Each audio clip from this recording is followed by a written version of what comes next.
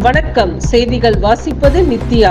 8/6/2024 இன்று மாலை சென்னை கஸ்தூரிபாய் நகர் ரயில் நிலையம் அருகில் உள்ள பூங்காவில் கடந்த மே மாதம் 23 முதல் 24 தேதிகளில் கோவாவில் நடைபெற்ற தேசிய அளவிலான சிலம்பம் போட்டியில் வெற்றி பெற்று 12 தங்கம், 5 வெள்ளி, 14 வெண்கல பதக்கங்களை வென்று தமிழகத்திற்கு பெருமை சேர்த்த தமிழ்தாய் சிலம்பம் விளையாட்டு சங்கம் மாணவர்களை ஊக்குவிக்கும் விதமாக இன்று பாராட்டு விழா நடைபெற்றது. நிகழ்ச்சிக்கு தமிழ்தாய் சிலம்பம் விளையாட்டு சங்கம் தலைவர் ஆசான் வி நந்தகுமார் தலைமை தாங்கினார்.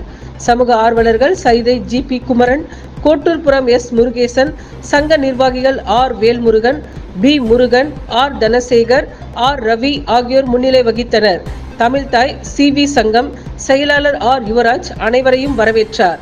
சிலம்பம் போட்டியில் தேசிய அளவில் வெற்றி பெற்ற மாணவர்களுக்கு தமிழ்நாடு டாக்டர் அம்பேத்கர் மன்றம் மாநில தலைவர் கோட்டூர் பி. சுப்பிரமணியன், பெருநகர சென்னை மாநகராட்சி 170வது வார்டு மாமன்ற உறுப்பினர் திரு ஆர். கதிர்முருகன், 173வது வார்டு மாமன்ற உறுப்பினர் திருமதி டி. சுபாஷினி, சென்னை சுங்க இலக்க அதிகாரி திரு எம். கலைக்குமார், நேதாஜி இளைஞர் பொதுநல மன்றம் நிறுவனர் வழக்கறிஞர் திரு டாக்டர் மா. கணேசன், அகில இந்திய விளையாட்டு மேம்பாட்டு அகாடமி பொதுச் செயலாளர் திரு ஆர். ஜெயக்குமார், திருப்பூர் குமரன் குடியிருப்போர் நலசங்கம் செயலாளர் திரு கே. தனசேகர், அண்ணாமலை ஆகியோர் சிறப்பு அழைப்பாளராக கலந்து கொண்டு மாணவர்களுக்கு சான்றிதழ்கள் வழங்கி வாழ்த்துக்களை தெரிவித்து பாராட்டினர்.